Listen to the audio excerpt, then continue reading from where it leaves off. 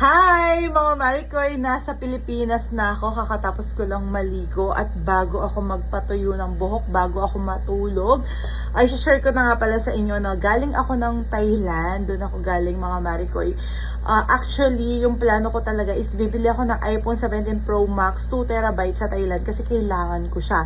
Kaso binigyan nga ako ng Abana Residences kaya nagkaroon ako ng dahilan para bumili ng isa sa gusto kong bilhin, gusto kong itry kasi ang dami nagsasuggest sa akin lalo na sa buhok ko na short hair ngayon at ito nga yung Dyson set yung binili ko. Sobrang excited ko. Alam ni Daddy na 3,000 lang to kaya wag kayong maingay. Siyempre yung iPhone natin is a blessing, kulay orange kaya pinili ko ay kulay orange din. Na-excite ako kahit hindi ko pa siya masyadong alam gamitin kasi nga hindi ako mahilig sa mga ganito. Okay na ako sa blow dry talaga ng electric pan.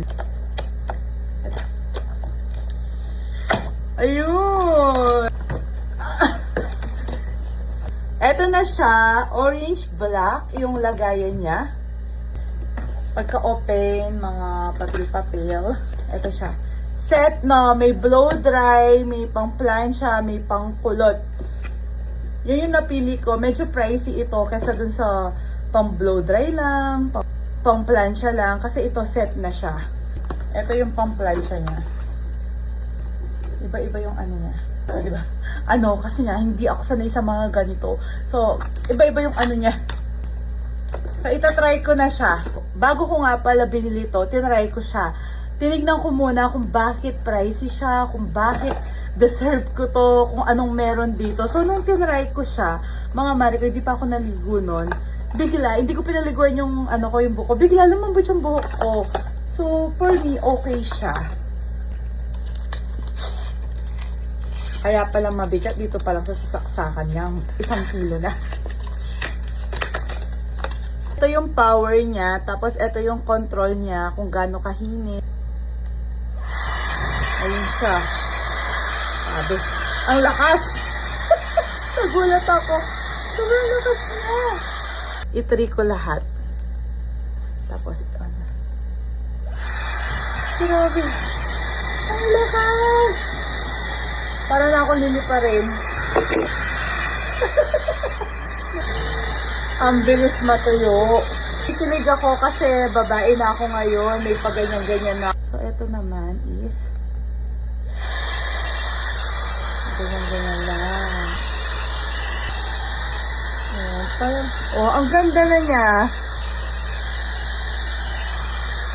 Mali ako. Dapat pala yung plancha muna yung ginamit ko tapos mag-curl tayo ng ganyan. So, yung plancha muna.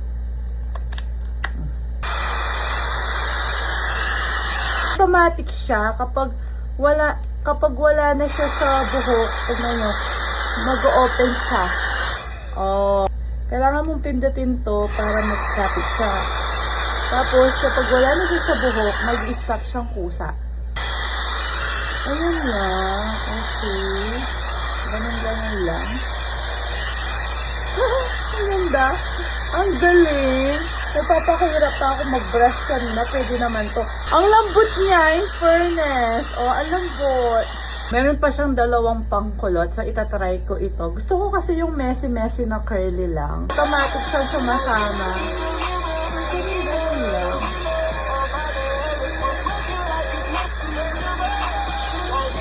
So, ayan siya. Ang laki ng kulot niya. Kapala siyang sumasama.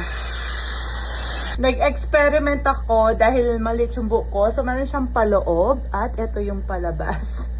Sobrang messy. Itong style yung gusto ko. Messy-messy lang. Hindi ko siya makulot ng diretso kasi nga maiksi yung buhok ko. So, tok, tok, tok, tok, tok, tok, tok.